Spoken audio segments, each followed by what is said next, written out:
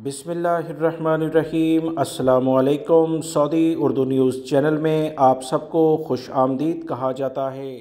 Saudi अरब में काम करने वाले गैर मुल्की भाई जो कि सऊदी अरब के मुख्तलिफ मुअस्ससों, कंपनियों, कफ़ीलों के पास काम करते हैं, एक बहुत बड़ा मसला इन्हें जो एंड ऑफ सर्विस बेनिफिट हैं जो कि मुआहदा कंपनी के साथ मुकम्मल होने के बाद इन्हें लाजमी तौर पर सऊदी अरब के कवानीन के मुताबिक दिए जाना चाहिए, वो कितनी रकम होगी, इस बारे में सऊदी लेबर लॉ क्या कहता है, इसकी वजाहत सऊदी अरब की वजारत अफरादी क़ुव्वत जो कि वजारत अमल का नया नाम है, तमाम मुलाजमीन और कंपनियों के हकूक़ का तहफ़्फ़ुज़ करने वाला ये इदारा है। इनकी जानिब से कहा गया कि कोई भी कंपनी कफ़ील जब किसी वर्कर से मुआहदा करती है तो लाजमी तौर पर उसमें एंड ऑफ सर्विस बेनिफिट होना ज़रूरी है।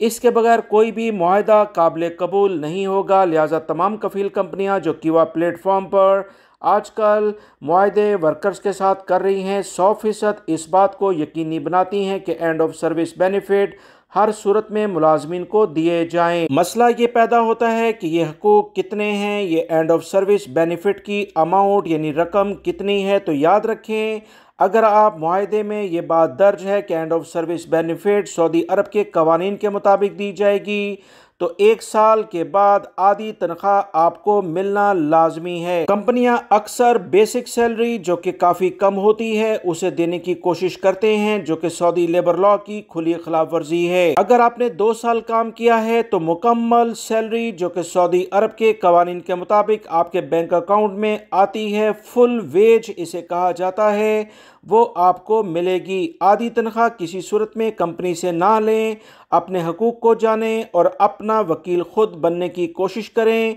यह सिर्फ उसी वक्त मुमकिन है जब आप सऊदी अरब के कवानीन को अच्छे तरीके से जानेंगे।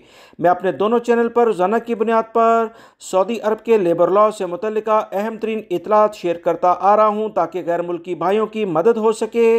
दूसरे चैनल का लिंक मैंने डिस्क्रिप्शन और कमेंट्स बॉक्स में पिन अप किया है।